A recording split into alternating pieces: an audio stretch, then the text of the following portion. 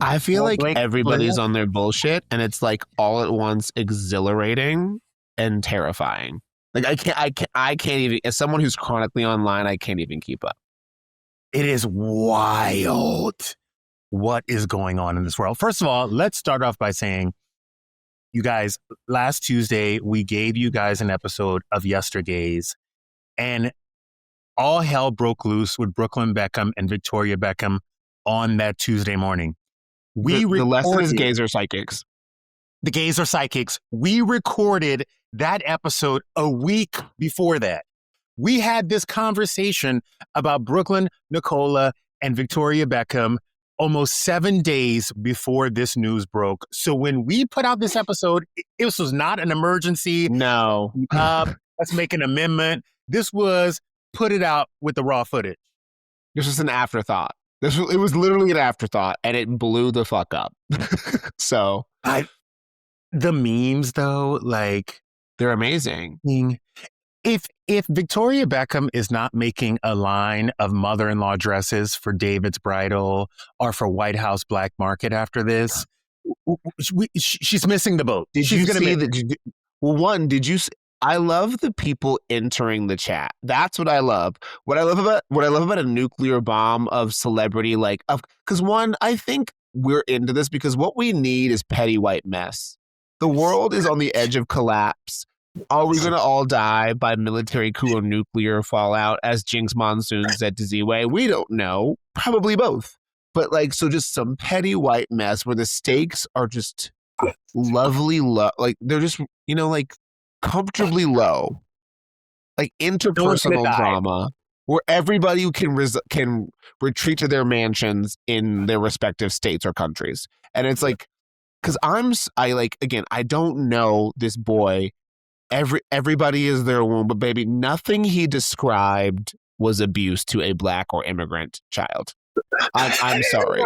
I'm sorry. Wait, Again, your mother being a bitch at your wedding, if you're a first son, is a time-honored tradition. Your mother not acknowledging your wife until she has a baby because she's like, oh, now this bitch is permanent and we share blood. Okay, I have to be nice, is very common. All you little therapized babies out there, yes, there is trauma. Yes, kids should me. Black kids don't do this. We talked about it. It's crazy.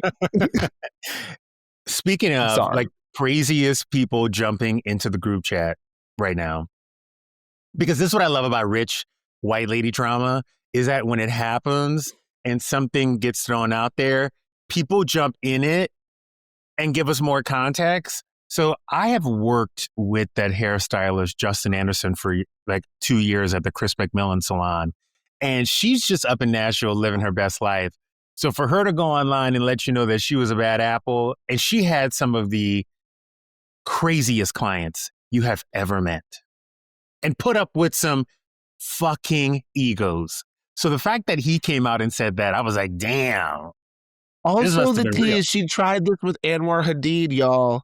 I don't understand why this girl has a pattern. She picks a younger boy, usually from a famous family, and tries to just bulldoze her way in. And Yolanda and the girls were like, nah, bitch, get to step in. Yeah.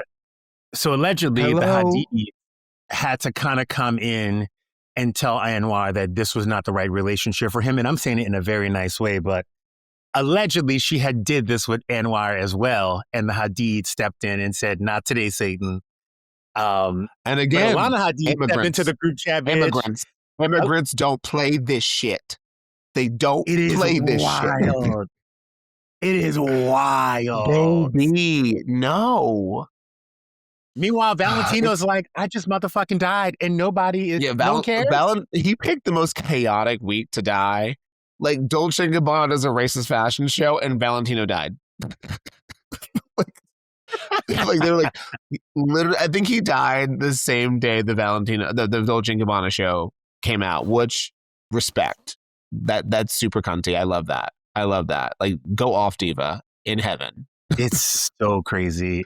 The internet, though, you guys, thank you out there. Whoever's using AI for the right reasons and making all these memes of Victoria Beckham dancing at this motherfucking wedding, thank you. You are doing the Lord's work, and you are But using isn't that OpenAI we're for the right motherfucking. But isn't that circling back the funniest part? Is like he thought this was gonna be like, what a monster, and people are like just making memes of her dancing to it's like, ooh, move your body, girl. Like literally, like it's just her dancing to like Rihanna or fucking Kalela or fucking what's her name, Kalani. Like nobody's they're like, oh, she danced with you, gross. Like, well, it's gonna backfire on them. You know, we're seeing it already where they put this thing out, and I'm sure that he had his reasons, but like you said, I think that his wife had her hand in it, thought she was going to make this moment. She wrote it. She wrote it. You wrote it, Nicola. You wrote it. Justin's nice. I don't like your ass. You wrote it. And it backfired. I feel like you edited it, you know, a little bit. You put some sauce on it, you know, on the keyboard. And it backfired. And a lot of times, and this is my Blakely of it all, these billionaire people, the one thing they can't buy is fame. So what they do is they start dating people who are fame adjacent. That's why you saw all the shipping heirs dating actresses back in the 90s. You saw all these rock stars dating these actresses. People just want to be famous, and it's the one thing that she could not buy.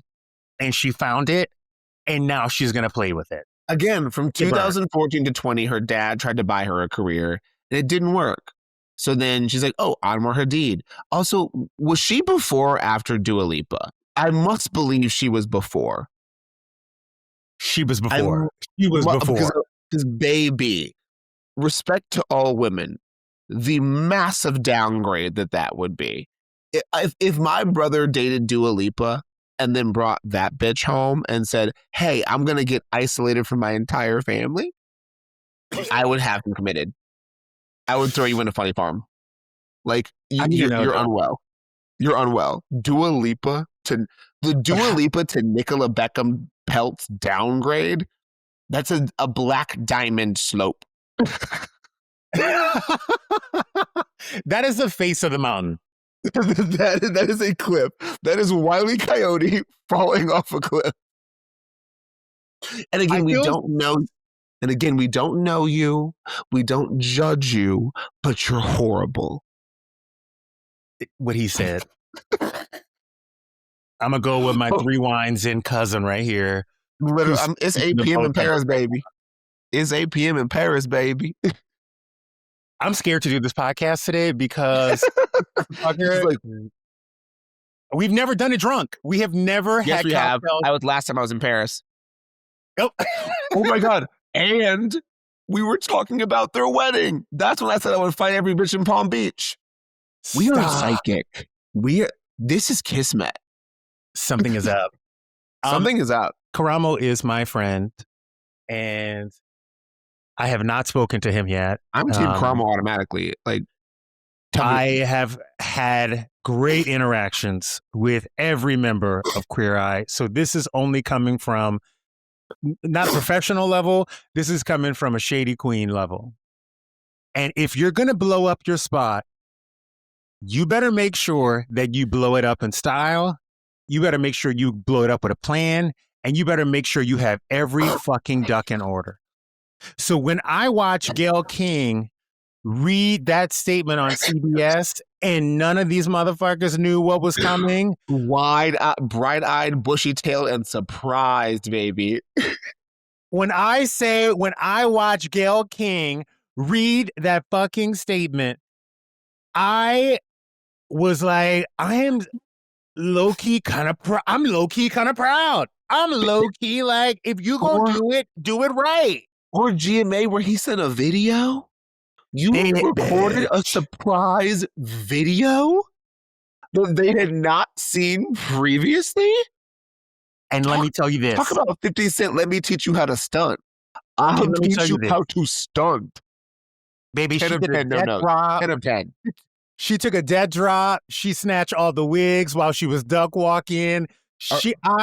Karamo Brown, aside from being my friend and aside from being one of the best daytime talk show hosts ever, is the biggest stunt queen with the longest motherfucking ponytail in America right now. The House of Karamo Brown Avalon. just won the current season of Drag Race with that video.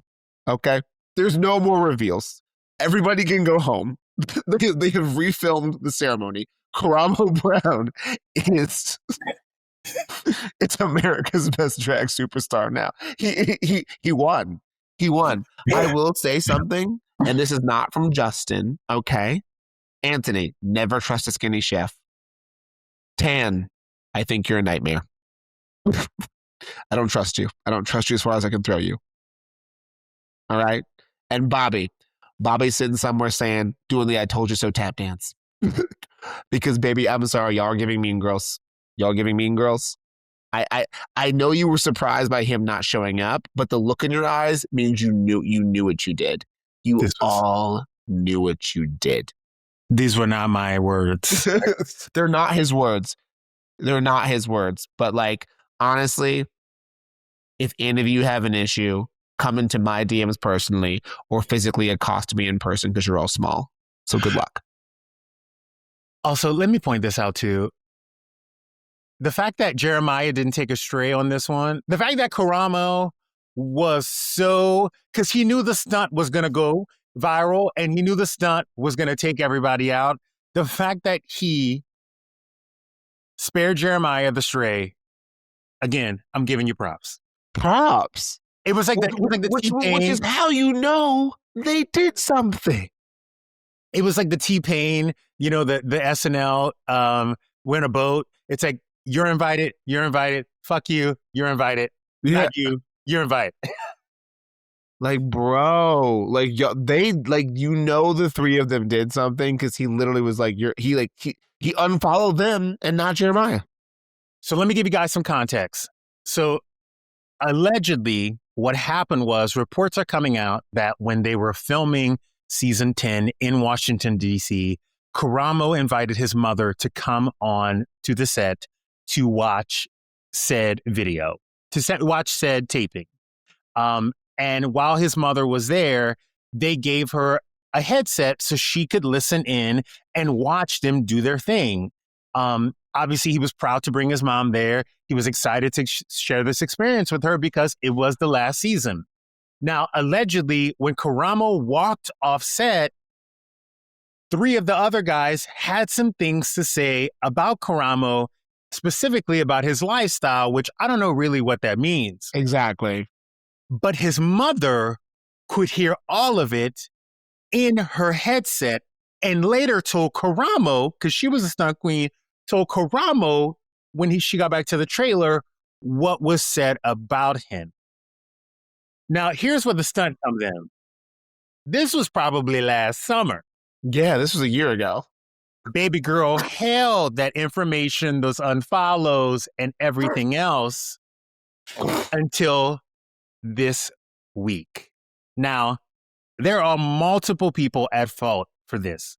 One, the producer probably should have said, by the way, Karamo's mama has a headset on.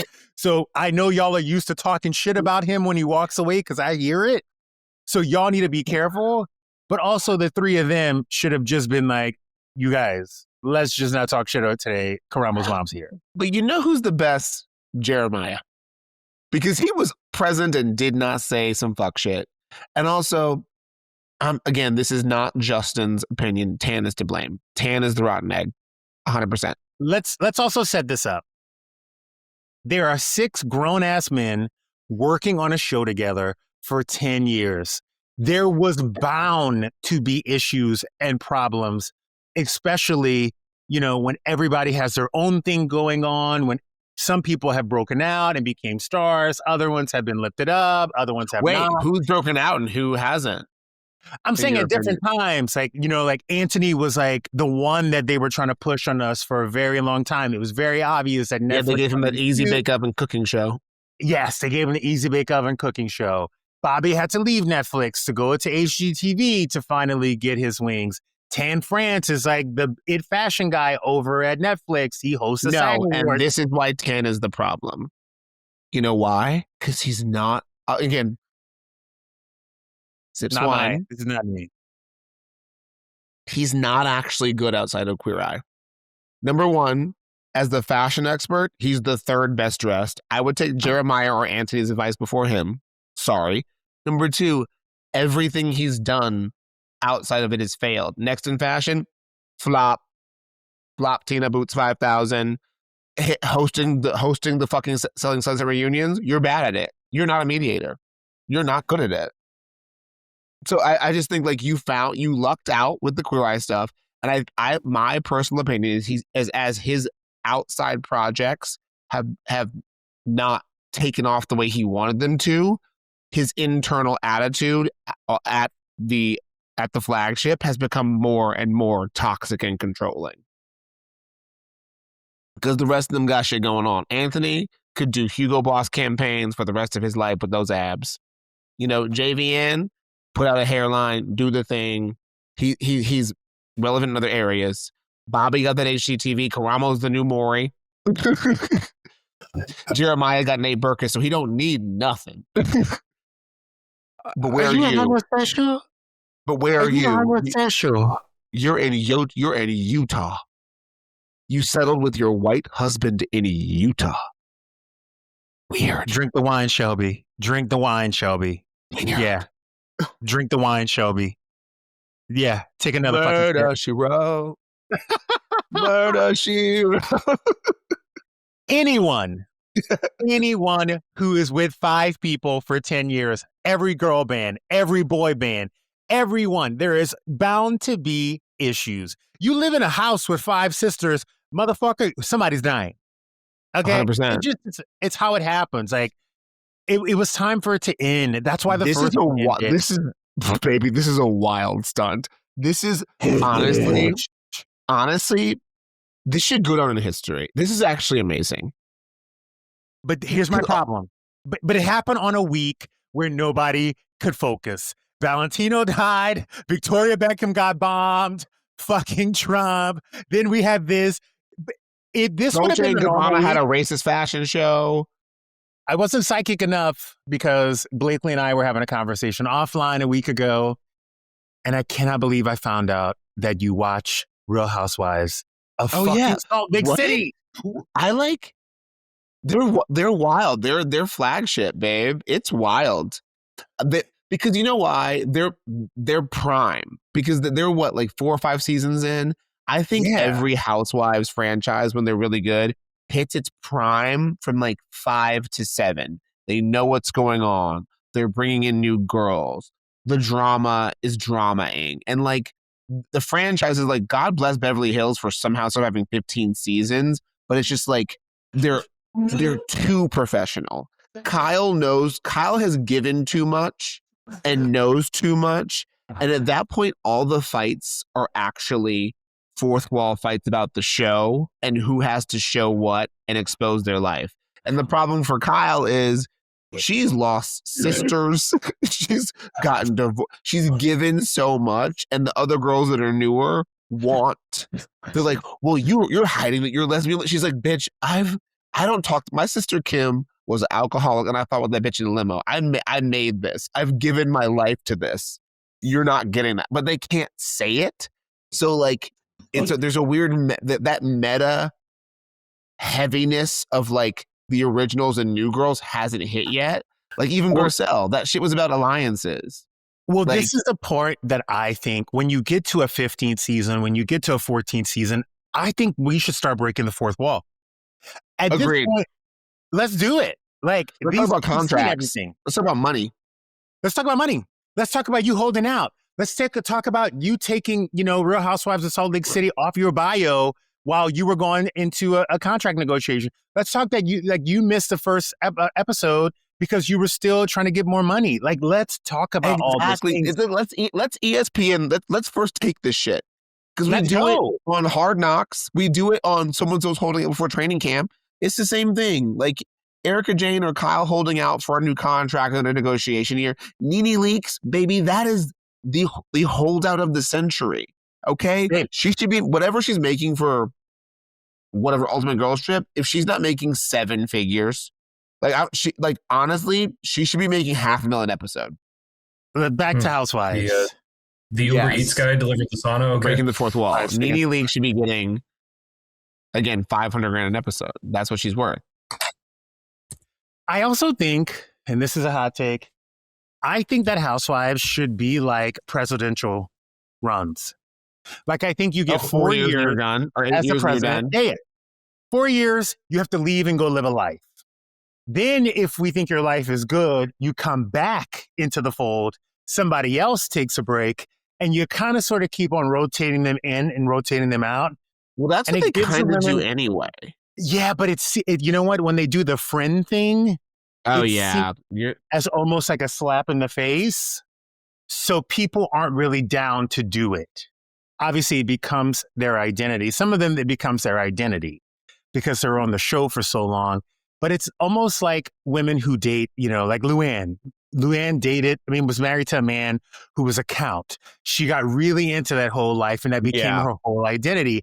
I think people who date famous or rich people and marry them and fold into their lives, that becomes their whole identity, which is why they have a hard time moving on after. Because you don't know how to let go. Yeah, like Sonia. The Morgan family. I'm like, girl, you're poor. You're poor. You're a brokey. Move out of the townhouse. Like, get out of here with this fucking the Morgan family crest, bitch. What are you talking about? What are you talking about? White men are thieves. Get over yourself. Reunion 2? What? Who? Did you watch second reunion? Honestly, all I've seen is clips. All I've seen, Mary Cosby, can I say, is putting in the work. Can I just say, is putting in the work. I don't know what happened to her between what is it, season 4 now? So 45? Like season 1, I was like, this bitch is a psycho. Like what season 5, she's just reading bitches for filth and with such ease. Like was it Meredith? She was like, Meredith don't know. She goes, Meredith don't know what I'm talking about right now. And then Meredith's just pausing. I'm like, baby, she called you out on being such a fucking self-obsessed sociopath. And you actually don't know what she's like. This girl is like, she's Greek chorusing you. And then the other white women are like, she doesn't. Look at this. She don't know. No. She don't know. The thing that Mary did between season 4 and season 5, or season 5 and season 6, whatever season this is, Mary was not hiding anything anymore. No. She had been sitting on the ticking time bomb of her son, of her church, of this alleged affair coming out. And then once her son did what he did, and once the church thing got blown up by TLC, she was like, well, what the fuck do I have to hide now? I can just be me. She was afraid that the other women were going to bring all those things up, because there are times where the other women know things about you and they will either use it against you at some point, or they will hold true to, okay, I will never say this on camera. And the housewives live in fear over the whole thing. And this is why I will never do a Bravo show. Like, honestly, this is why. This is why the Summer House will never happen for me. Summer House, more drama. Kyle and Amanda. What is happening this week? What is happening this week? They said shed before February 17th, baby. Everyone is shedding that I feel like the year of the snake is literally shedding before the year of the horse. And like the whole year of the horse, Amanda can run free. His baby, a white man that wants to be a DJ at 42, the reddest of flags. By the way, she gonna spend. What I will say, rolling that back, though the men of Summer House are fuckboys, it is really sad that they are being more outspoken about being anti-ICE than so many actual serious political figures. Wes from Summer House is out here, and I hate you, Wes, on the microcosm. I will never forgive you for Sierra, but the enemy of my enemy is my friend. And I'm going to give that man credit. Kyle posting anti-ICE shit. I semi-ethered him for that DJ tour announcement, okay? But baby Kyle's posting anti-ICE things. And these are the kind of white men we need. Because, on the petty level, you're trash, okay? But we can go to a protest together, and that's what America is. America is putting aside your doo-doo DJ career and fighting for human rights. And then once we get the human rights, we can go back to our petty grievances, which is where I want to live. I want to live in the petty because it's more fun. I'm sorry. Can you have 9 glasses of wine every time we fucking record because you are so fucking nice today. Like, did you eat a small child before we got on this podcast? These men are doing the work. I hate to say it. They're doing the fucking work. I'll give a white man credit once in a blue moon. You're giving a white man credit? Two. Hold on. Two Let me check your motherfucking temperature. I'm dying. By the way, I'm dying. I'm letting you know I have a terminal illness. I'm getting right with God. just in case he is a Caucasian. No, but they are. But high level, Amanda, you're free. How does it feel? I want to do an interview with Amanda being like, were you silent? Or were you silent? Or were you silenced? By the way, Oprah is calling Brooklyn Beckham like nobody's business. Oprah's a villain. We've talked about it. Look how nice you were. We've talked about her. It is like because I've gotten in too many fights with people about it. I fought with Ava DuVernay about it. She's like, she's nice. I'm like, I don't care, Ava. I don't care, Ava DuVernay. But I like that Steve. Can you jump on Steve real quick? What's happened with Steve? Steve, as a white man, hearing Blakely give 2 white men credit and props, how does it make you feel today? Oh, as a marginalized, shut up. I really feel seen and accepted. And thank you, Blakely. You guys, I hate the way that felt. This is the Yestergays. I will be replaying this clip for the next 7 years of this man giving props to a white man. But before we do that, we need to get into what happened in the past that is going to tell us how we should live in the future. The past week has been so traumatic. I don't even know. What are we talking about? I know you don't want to talk about it. Well, I'll touch on it. The queer eye of it all. What is happening, guys? What is happening? Could we not keep it together for one Good Morning America interview? There's just too much. There's too much going on. Oh, Oscar nominations. It was just too much. There was too much. Talked about that? I forget. I'm drunk. Oh, we are going to talk about it though. Okay. Are we going to try to talk about what happened in the past? Let's pretend we have a focus. Okay. Oscars? What Oscar nominations? Yeah. Oscars. Let's go on the list. Okay. Best movie, F1. Why? How? I actually really liked it, but I don't know about best movie. Was it Oscars? No, but you know what I think it is? I think it's a play for the Academy to start nominating movies that actually have success and that people actually want to watch. Well, they did that to Wicked last year and Sinners. They both made money. But you know what? They got it last year. I knew that was going to happen to Wicked. Last year, it was all the rage. It was everywhere. True. This year, because it came out so quickly after, I think it's like The Bear. Like, people were into it for 1 or 2 seasons, and then it fucking fell off because The Bear was also never a comedy. The Bear is also just like a walking panic attack with stakes that I don't care about. It's like white men having breakdowns over a cheesesteak restaurant.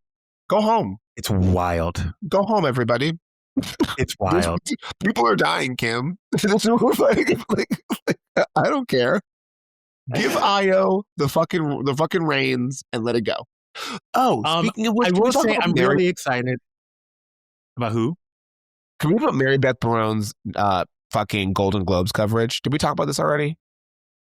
She's brilliant. I think she's my favorite comedian. Honestly, I'm a stan. It was genius. Genius. Like, because the way they talk about like having like influencers or comedians, like that whole, I mean, you have that debate because you're a seasoned journalist, but also a personality too. But there's a debate over, and like, I'm wondering how this is going to work, et cetera, et cetera, et cetera. She made every person different. Wagner Moura, Amy Lou Wood, Io Debris, fucking the huge rivalry boys. Wanda Sykes. Like, literally on, and like, as we've both done versions of this, the level she was on her fucking toes with different personalities, with people who play back, people who don't play, people who are confused, and getting something out of every single person.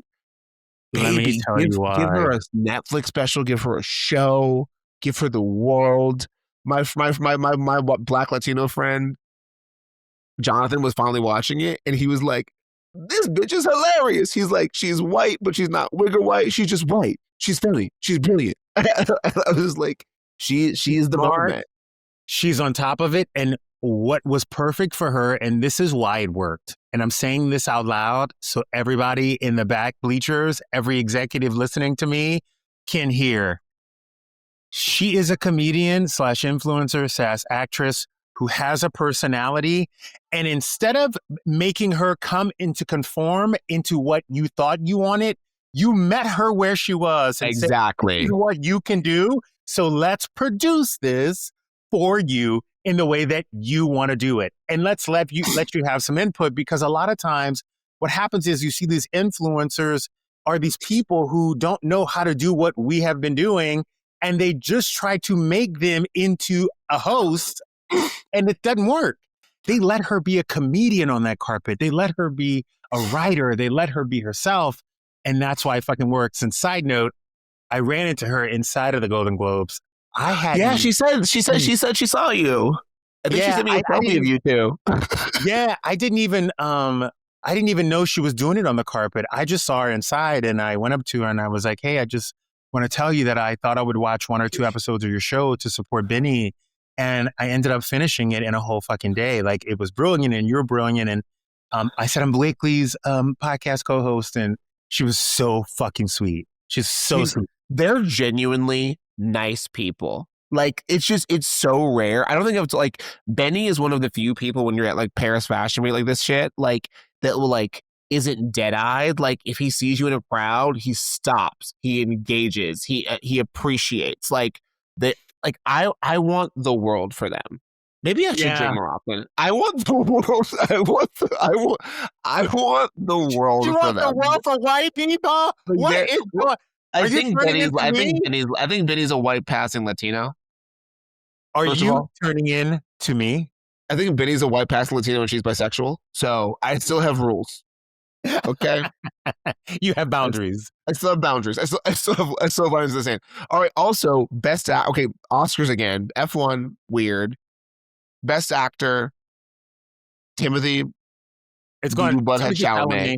Timothy Chalamet is getting everything. Like, just know that. Don't be upset. I'm fine with it. I'm not fine with it, but I've accepted it because honestly, the Academy will never award Black bodily autonomy because the problem with Sinners was the true evil was white people. The vampires were the best option. The vampires were like a backup plan.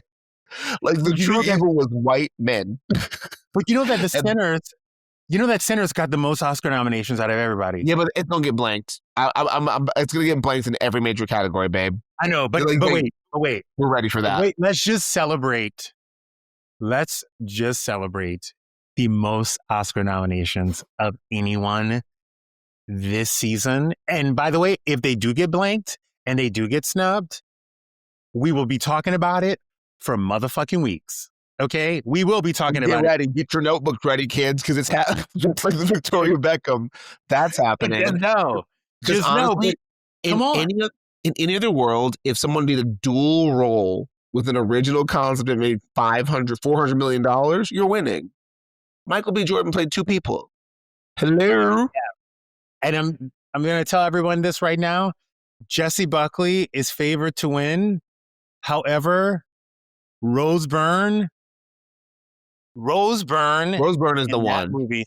Rose Byrne is the one. Rose Byrne in If I Had Legs, I'd Kick You was some of the craziest acting I have seen all year. But can we talk about how she's been the one?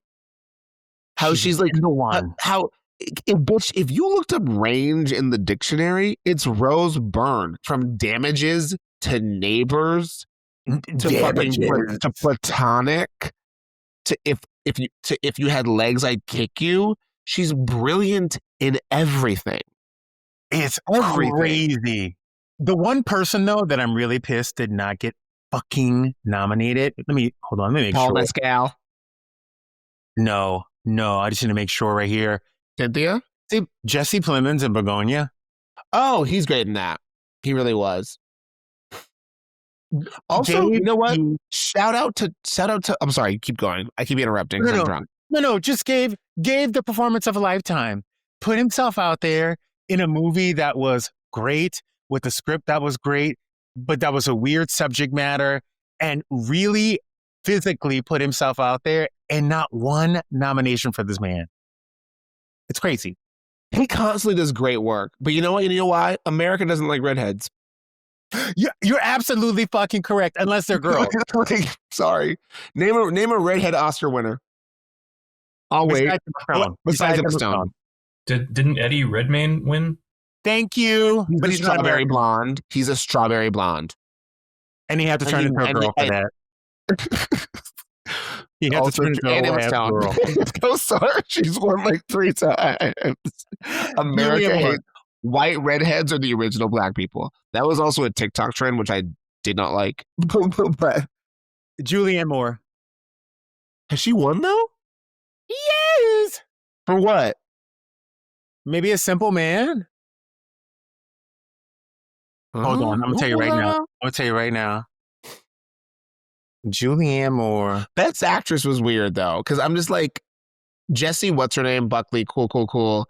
Well, didn't somebody from that sweet? Okay, I love you, Elle Fanning. That Swedish movie, babe. Yeah, Renee. Couldn't do it. Got nominated. Couldn't do it.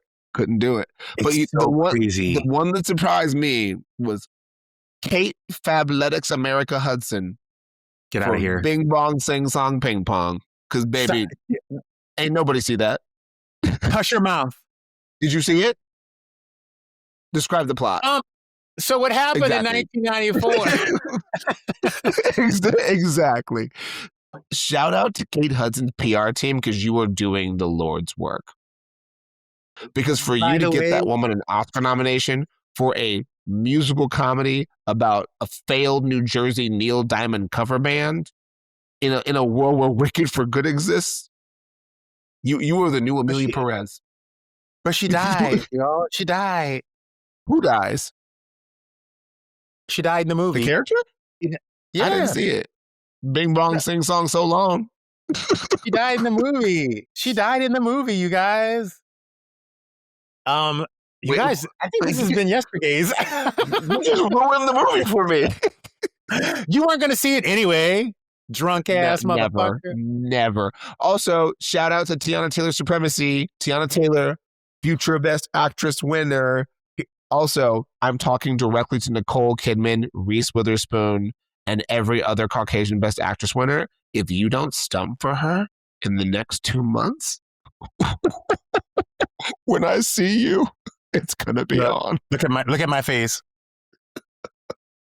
Good luck. If you don't stunt for her, we're going to pull a stunt bigger than fucking Karamo's. And we're going to pick bigger than Karamo, babe. We're going to pick the right day. Don't you show up to the motherfucking Vanity Fair Oscar party before you've hosted a dinner for Tiana Taylor, because I will destroy you. You better get Chateau Marmont. You better rent the whole fucking Marmont. Not tell you, Ava Felipe, I know you follow us. I know you watch our shit. Tell your fucking mom. Tell your mama. Tell your daddy. I will interrupt the filming of Big Little Lies season 3. I'll call Zoe, find out where the fuck you're filming, and I will destroy the set. Okay. Y'all better throw. When I say that dinner better be star-studded. That dinner. By the way, I just want to wait tables at the dinner. Okay, I don't even want to be fucking invited. Let me pour some water. We should be seated and you should stand. This is a black moment in America. You give us things. No, can we do this? Reese. Can we do like the PGA tour? We just like sit there with 2 microphones and we're like, Nicole Kidman, it's up to say a speech. Oh my God, yes, she hit a par 4. Like, I want to just do that all day. I was going to describe Nicole Kidman's outfit. I'm just going to talk to it's just us talking to Jason Bolden about the outfits. Because he styles half these hoes. He styles Nicole. He styles Cynthia.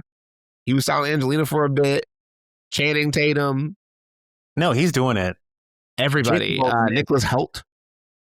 A bunch of them. How long are we going to be fighting from Paris for? Till March? Till March. This is going to be wild. I need you to drink until March. Well, here we go. The bottle's empty.